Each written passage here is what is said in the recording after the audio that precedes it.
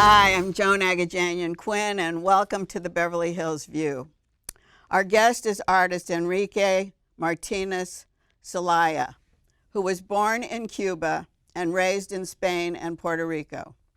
He has a Bachelor of Science in Applied Physics and a minor in Electrical Engineering from Cornell University, and an MS specializing in quantum electronics from UC Berkeley, which is pretty strange for an artist, but we'll talk about that. Enrique changed his career course while researching his doctorate in Long Island, and he went on to earn a Master of Fine Arts at the University of Santa Barbara after attending Stockholm School of Painting and Sculpture. His work is in collections around the world, in Russia to the United States.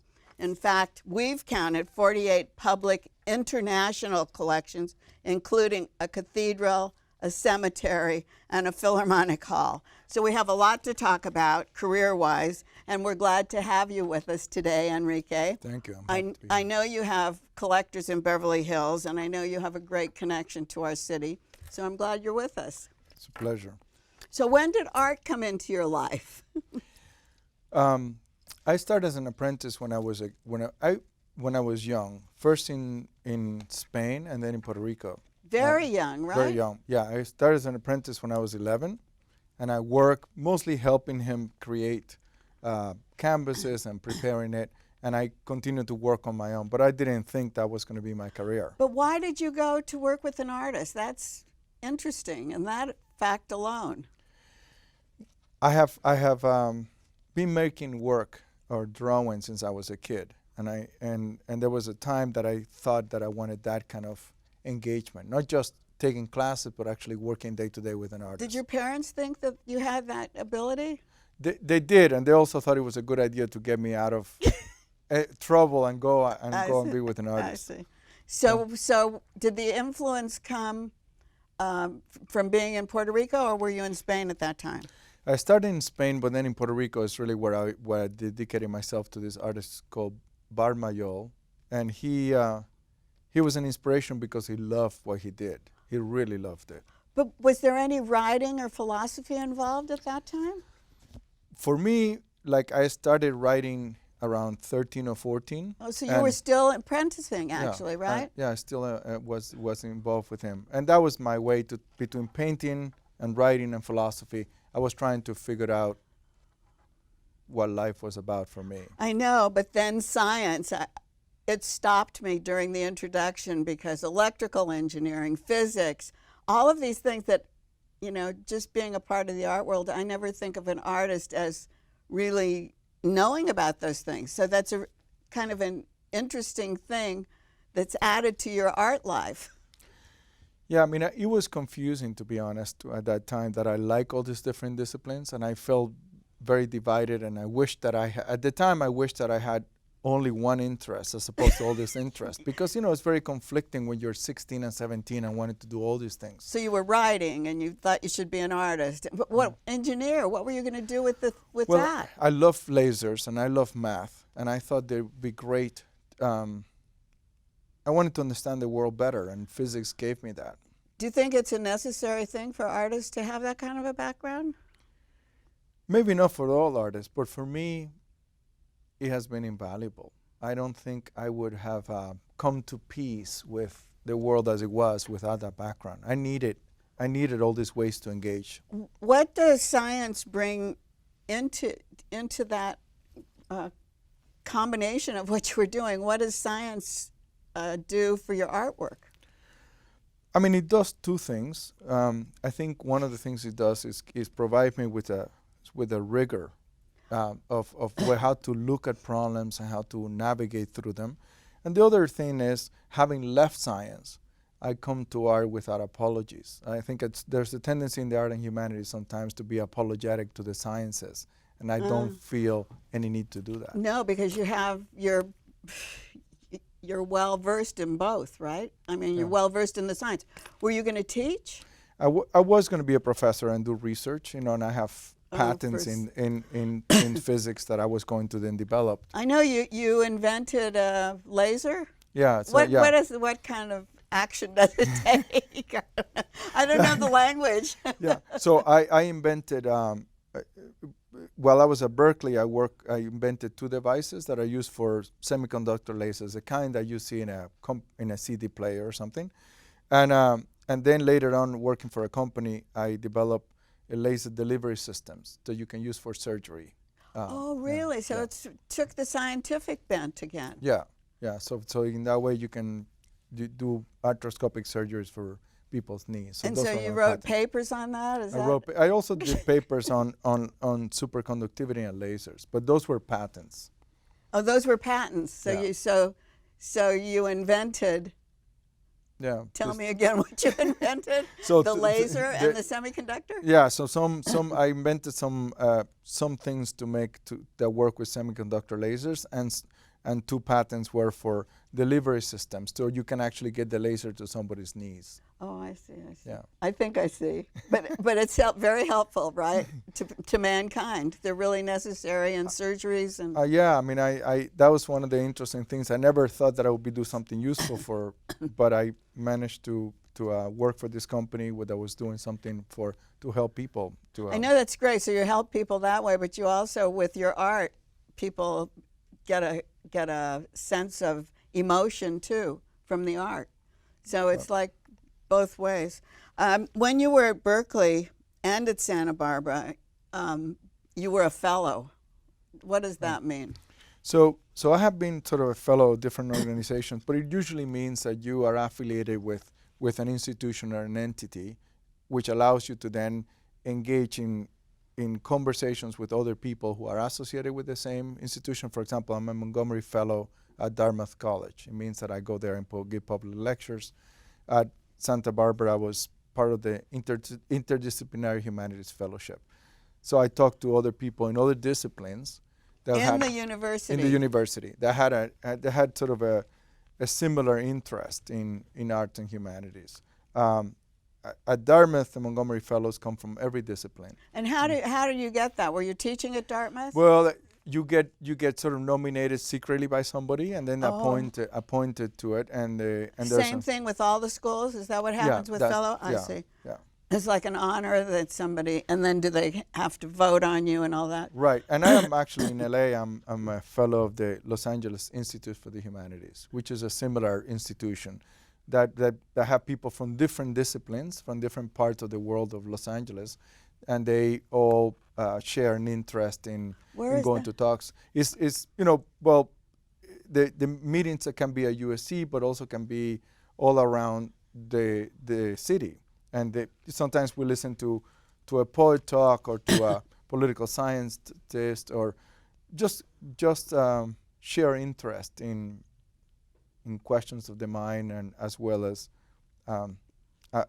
how those things are implemented in society. But not in art. It's separate. It's the scientific side, right? It is both scientific and humanities. And humanities. Yeah. So you were researching for your doctorate at Brookhaven and Brookhaven Labs on Long Island, which is very famous for doing what? Well, they were the main fame of Brookhaven was to use nuclear science for peaceful research, so rather than to make nuclear weapons. So I was working there in one of their facilities doing these optic systems. And while I was doing that, the Long Island landscape is very beautiful. And so I would go on weekends and draw and paint the Long Island landscape. So do you think that came as a turning point for you to think about art rather than science, or were you still doing both? I still was doing both, but at that moment, science was what I was doing really as a profession, and the art was a hobby. But at that moment in Long Island, I was painting so often and so much that I began to feel that something was changing. But you hadn't gone to art school yet. I haven't. I have taken art classes, been an apprentice, but I have not yet gone to get my MFA. No. So you went out on the landscape. What kind of materials were you using? I was using oil and pastels. I'm You mostly were? doing, plein air paintings of the landscape. And were you teaching also at that time? Well, I was at Berkeley. I was teaching. I was a graduate student, and I was a teaching assistant on physics. So when you were in Long Island, Were you teaching? In Long Island, I was just doing You were research just- full-time at Brookhaven. Oh, because you taught at Nebraska and Texas Christian University, and you're tenured at Pomona College, I was, tenured at Pomona College and at Claremont. right, and that's why I came to LA. I came here to be a professor at Pomona College and the Claremont Graduate University back in the mid-90s. And so what were you going to do? So I was a professor in art and critical theory. That's what I used to be a professor in back in those early So years. at Pomona Yeah. and at Claremont, the same thing? Yeah. Critical art criticism or critical? Art like criticism? art philosophy and Oh, aesthetics and so on at the graduate school. And then at the undergraduate at Pomona, I used to teach painting and drawing. So you never taught science? I never taught science other than as a teaching assistant. Because I was wondering, could anyone understand you? Could your art students understand what you were saying when you were teaching science? No, I mean, one of the interesting things about science is, my thesis of my graduate school thesis, now when I look at it, I have a hard time understanding it. So because he has, Yay! because he has been so long and it's such a specialized language. And you have to just be totally focused, right? Yeah. I mean, But can you think out of the box on those things, on science? Yeah, or I is mean, it? scientists think out of the box all the time. I mean, to do any scientific discovery or something revolutionary, you have to think out of the box. Because it seems like it's so formal. Well, I think you're right in a sense that there's a language to understand, and mathematics is so strict. Right. But in order to go beyond what you know, you always have to think out of the box. You always have to do a creative leap that takes you into just like an artist takes you into an area of unknowns. Well, I think that's what I'm thinking about. The same things happen. The University of Nebraska published a book of yours. When was that published? That was published in 2010. I was named a presidential professor there, and as a consequence of that, they wanted to publish my collective writings. And so what is in this book? And what's it called? It's called Collective Writings. So it's collective writing. So But what's in it, actually? It's essays that I have written, notes, public lectures, and interviews. So But all on science? no, mostly on art, philosophy, and just reflections about art and life, and a few essays on the relationship between science and art. We talked about the writings that are in this book that you just mentioned, but no mention of poetry. And I know poetry is a big part of your background and what you do. Do you write poetry? I do write poetry. Most of the time I don't publish it. I prefer to keep it, the poetry, as in conversations with my exhibitions and my work. But poetry is perhaps now, and it has been for a long time, but the biggest influence in my work. More than science. More than science. Poetry as an influence, and poetry as a way of thinking about how to consider the work and its role in the world. Why is that? What is the part of the poetry that influences that or informs that? Well, I'm very interested in metaphor, which poetry, I think,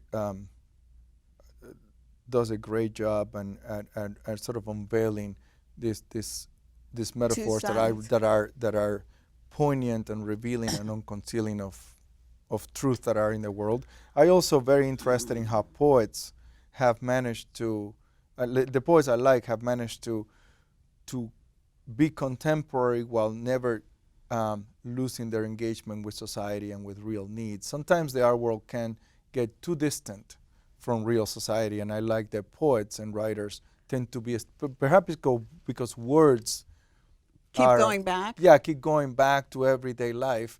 I think that the poets that I'm interested in remain committed to life. And who are those? People like Czeslaw Milosz or Boris Pasternak, Cesar Vallejo, Miguel Hernandez. All different. Yeah, all different. I mean, very interested in Russian poetry, Latin American poetry, European, and American. The American tradition of poetry is very important to me and has been for a long time. Well, we're going to take a break. We're going to come back and we're going to talk about actually the art part of your life now. So we'll be right back with Enrique Martinez Celaya.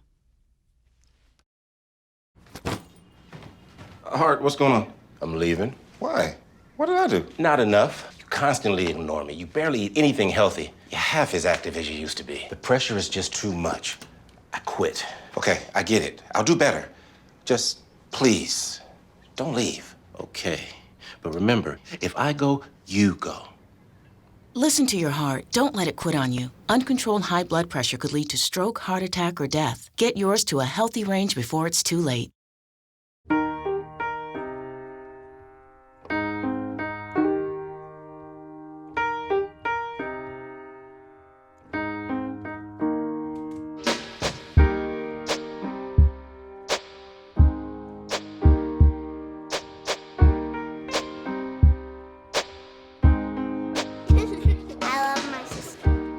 Doesn't see race.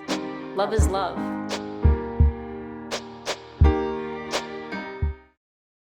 Hi, I'm Joan Quoin, and welcome back to the Beverly Hills View. We're talking to artist Enrique Martinez Celaya, who has a lot of connections to Beverly Hills as well as worldwide connections. Before the break, we were talking about landscapes and the Long Island influence and how his influence in his life career changed from science to a different subject, I think, including a different subject. So were you continuing while you were painting, still writing, teaching, researching? What else were you doing? Science. Right. And deciding to do art only. How did that happen? It was, there was a moment I think that I got old enough, and I have done already enough research as a scientist at Brookhaven and Berkeley to know what my life will be for the next 20, 30 years. And I noticed that if I was honest with myself, art was calling me and asking me to engage it more seriously than I was doing it. No more seriously, but more intensely. So at that moment, I went to a lighthouse called Pigeon Point in Northern California, and I hid myself there for 5 days writing, trying to decide, this big juncture. I mean, at that point, I had awards and things in the sciences, and I had nothing to show for in the art, but that's what I wanted to do. But so were you writing, was it philosophical? Was it poetry? Was it your thoughts? What was it? It was all of those. I was doing some sort of diary-like writings about choices in life. I was writing some poems that helped me clarify things. And were you being helped by anyone on the outside? No, at that moment I was just alone in this lighthouse. And when I came out from that 5 days later, I had decided, okay, I want to make this happen. I want to be an artist. And abandoning physics at that stage in my life was very difficult. Because that was all you really were working with, exactly. Right? That's all I knew. My advisors were very disappointed. My parents were very disappointed. It was a big step to do that, and I had nothing to show for as an artist. So how young were you? I was 24. Oh, so you were very young. Yeah. But 24. You'd already had a career. Right. Already had a career. Already had, being recognized and all that. Yeah, and it seemed like a promising career. And at that time, those things really matter a lot as a young person. You identify with those external things that have recognized you, right? So if your accomplishments are who you are in some ways. Exactly. Yeah. And you get more than anybody else has gotten for a whole lifetime. You've already achieved that. And all you can do is go up, right? Did you ever get your doctorate? No, I left. I finished my doctoral exams, and I had maybe like 10 more months on my thesis. I was going to continue my master thesis onto my doctorate. But I felt, the moment I realized I wanted to be an artist, I felt I couldn't waste any more time. Not that physics was a waste of time, but I felt like I was in your life, right? In my life. It was just, so then I moved to Oakland, painted all the time, and applied for the Master of Fine Arts. Were there artists in Oakland that you were hanging out with? Yeah, there were a lot of artists. Oakland was an affordable area at the time, so many artists were around. I was in a building of other artists, and you were? So we all had conversations. There was a communal gallery, and it was really a total immersion into that world. So that was a good place to be then. It was a great place to be. It was a great place. That's we organized with a friend of mine who wrote operas. We did an opera where I painted, and people came to see it. It was really So all different disciplines in this building? yeah. Oh, yeah. that's great. Yeah, yeah. It was very bohemian, like what people imagine what a building of artists would be like. But not the life you'd already been leading. You were leading a different kind of life. It was a completely total departure from my life as a Right. scientist. How'd you fit into that?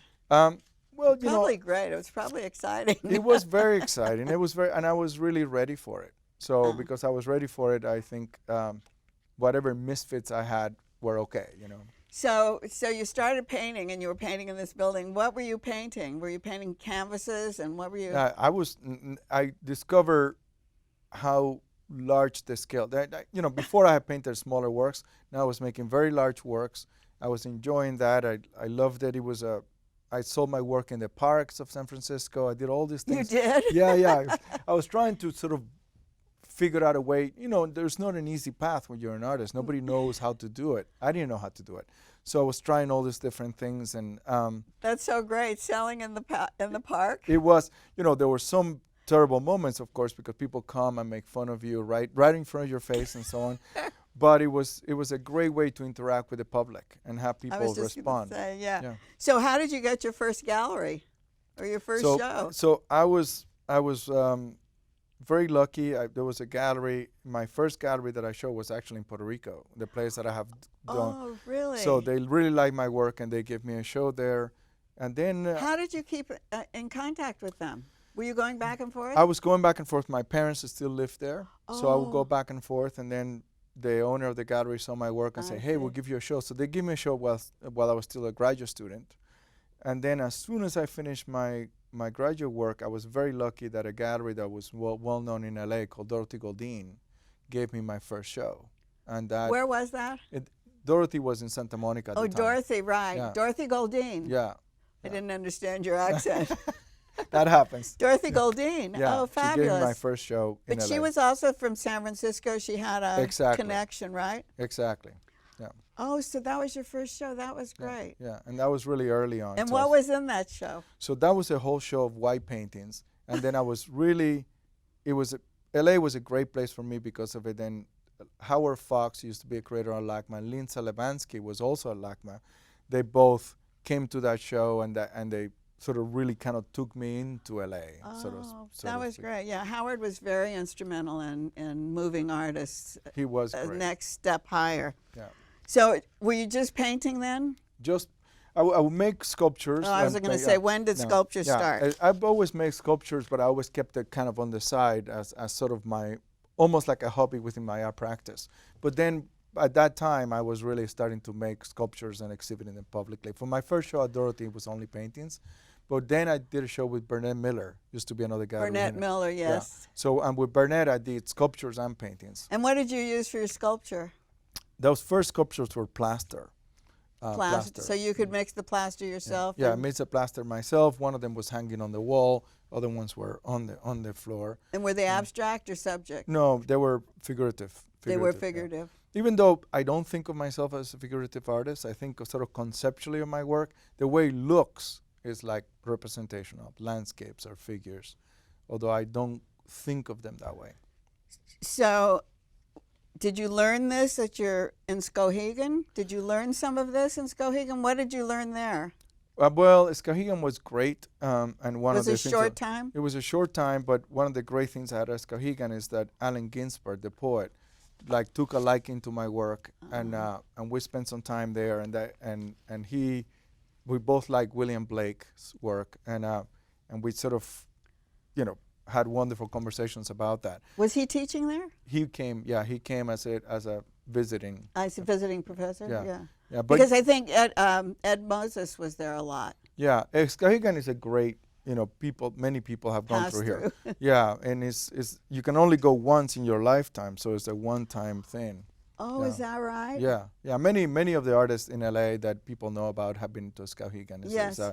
It's a great tradition, and for me it was great. And Maine was a beautiful place to be. Very And- quiet, though, I bet. Yeah, in the middle of cow pastures. It's not by the water, so yeah, it is a great place to work. So while you were doing your sculptures and while you were taking your, earning your MFA,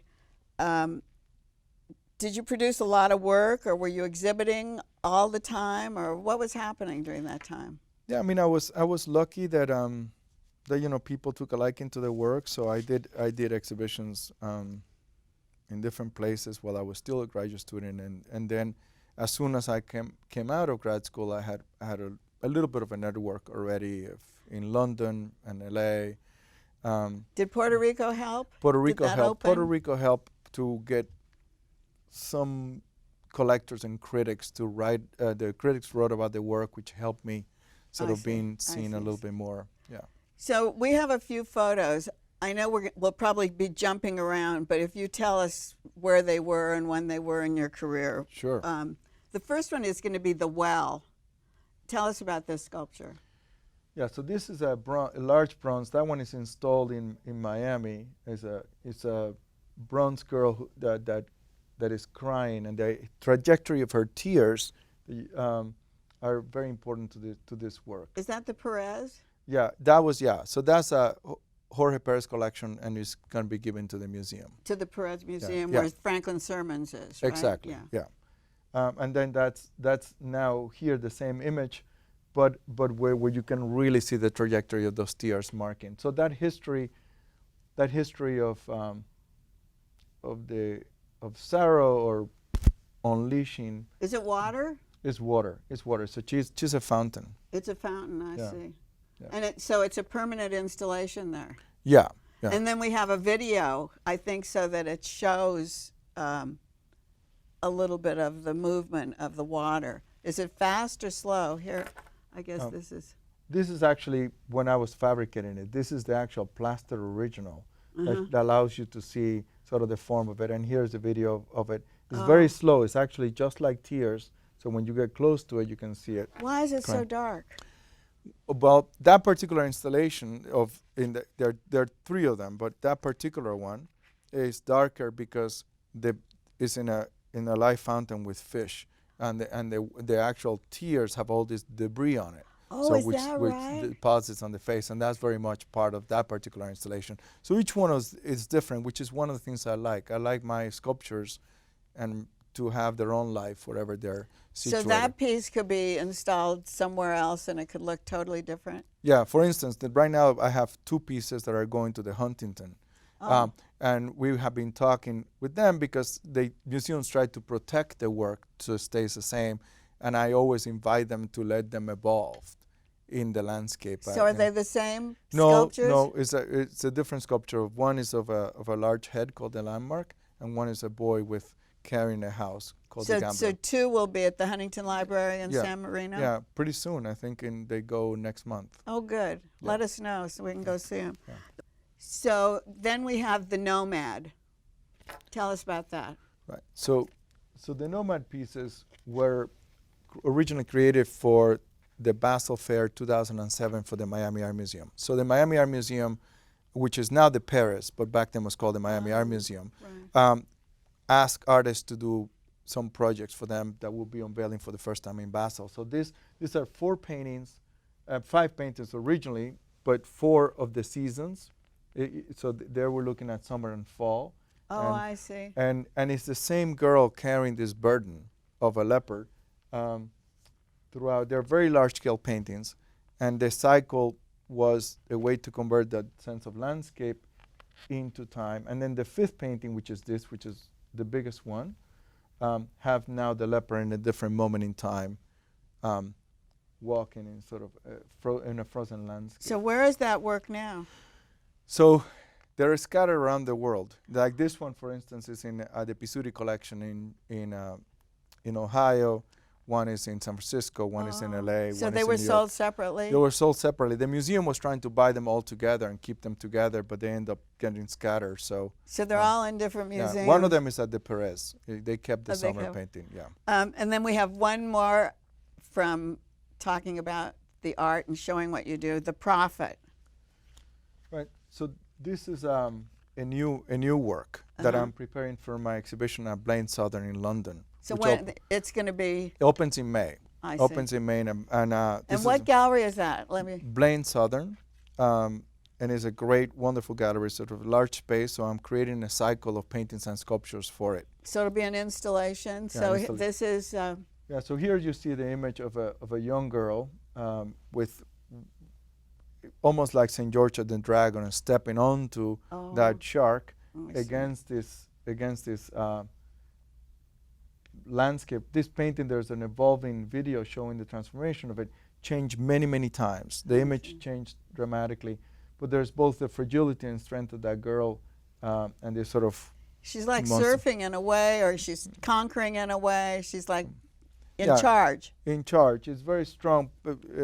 Her position is very strong, but also suggests that something has happened before. You're looking at the aftermath of an event, and I'm interested in that. Right, I see. Yeah, I'm interested in that relationship of time being suggested by the image that you see. I mentioned earlier that you had work in a cemetery. What is that? Right. So I was commissioned by Dieter Rosenkrantz, who is a German, an early collector of mine in Germany, to create him and his wife grave at the cemetery, in a historical cemetery where Hegel is buried and Brecht is buried. So in there, I created a grave for them. And where is that? In Berlin. It's in Berlin.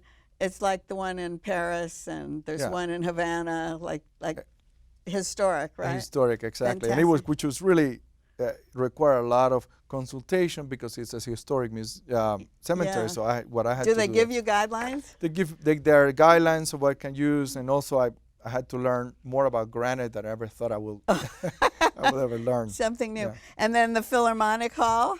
Right. So at the Berlin Philharmonic, I was asked to create a piece for them for the 2004-2005 season, and I created a piece called the Snow Bed, which is a refrigerated bed made out of bronze that creates frost on it like snow. Oh, great. And a painting. And then the Philharmonic opened with Symphony No. 9 by Beethoven, and have several, Beethoven programs during the year. And then they show this. Right, and then that piece was then acquired by Dieter Rosenkrantz and gifted to the Paris Art Museum when they first inaugurated their building. Oh, that's great. Yeah. And the cathedral?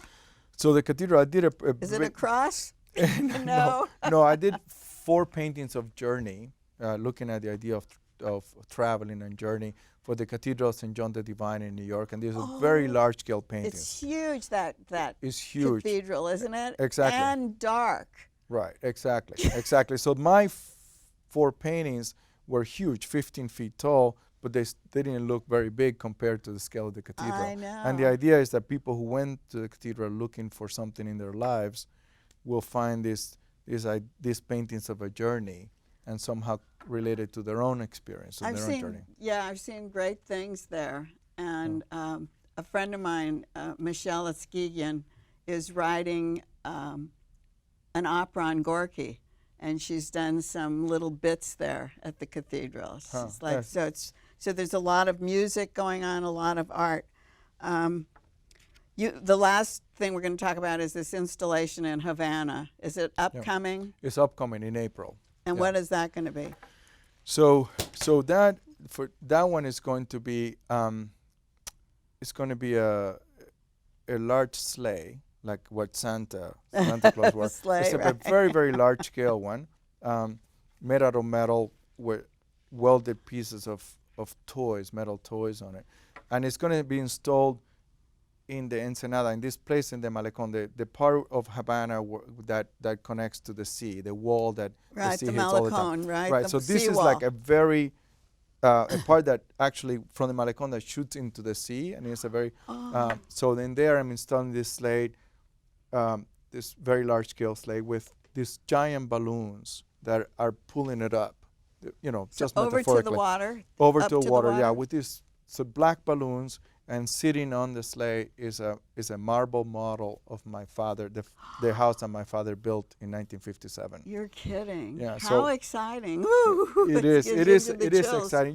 That house, when he built it, sort of epitomized that utopian idea that was in Cuba and many Latin American countries in the late 50s, and traces the arc of that utopia and what happened afterwards. And then the slate, this idea of the North and living, which was very much what we all exiled. The thought sleigh of. leaving, Yeah, I see. and we all thought of the North, like the American was called sort of in our minds the North, and the Right. idea of leaving and migration, and then these black balloons, which as a kid, I never seen black balloons, so they represented something mystical or chimerical that I couldn't imagine something like black balloons. So the idea of this, the impossibility and futility of these balloons to pull this massive metal sleigh. How did the government take this? Well, you know, it went through the censors, so I think everything's it did. fine. So Yeah. it's going to be good. Yeah. I know you spend a lot of time in Beverly Hills. You have your children, and you said you take them to the park. Yeah, taking to the park, and I have had always collectors and friends always as part of my. You know, Beverly Hills is such a wonderful community. I know you have great patrons. Murray Pepper and Vicki Reynolds, our former mayor, have always been supportive of your work. What kind of Especially early pieces on. do they have? They were one of the when my career was really starting here in LA. They were one of the people who supported my work, which was great. And they have some of the early paintings where I was very interested in poetry in those paintings. Oh. A little bit not as complex as the paintings are there in terms of visual imagery. They were simpler, more anecdotal works. But you know, those were very important As a beginning, right? support for me early on. Yeah, they're terrific. They're old friends. Murray went to law school with my husband, so we go way back. But you also, somebody else who knew Jack was Joe Manis, your legal advisor, and he's an early in collector. Beverly Hills. And an early collector too. He too. One of the things I know you did with Joe is he's on the board of Project Angel Food, and he's very involved in that charity. And you did a print to raise money for them, because I know you do a lot of charity. Tell us, because we saw this leopard earlier, right? And we Right. saw the girl. Right, and I have always wanted to do something on paper about this girl. I felt it was important, and when I was asked to do something for Project Angel Food, I wanted something that spoke of both the possibility of carrying this and what it meant, and the image of this girl that, regardless of this burden, she seems very strong and dignified. And I created, this is a 4-color lithograph that I created for them, and Joe is a dear friend and an collector who has started to acquire my work early on as well. Yeah, we love Joe. Yeah. Also, this jacket that I'm wearing, Libertine, and I'll show you the back. Johnson has donated a lot of his clothes to Project Angel Food, and I'll turn around. Got it. And they've raised a lot of money through just selling his jackets and feeding people who can't get out. It's not just AIDS people. It's people who are infirmed and can't get out, and they feed them. It's a wonderful thing. It really is great, and I thank you. It's Thank been you a very wonderful thing having you today. I enjoyed our conversation. Thank you very much, and thank you for watching the Beverly Hills View. We'll see you next time. I'm Joan Quoin.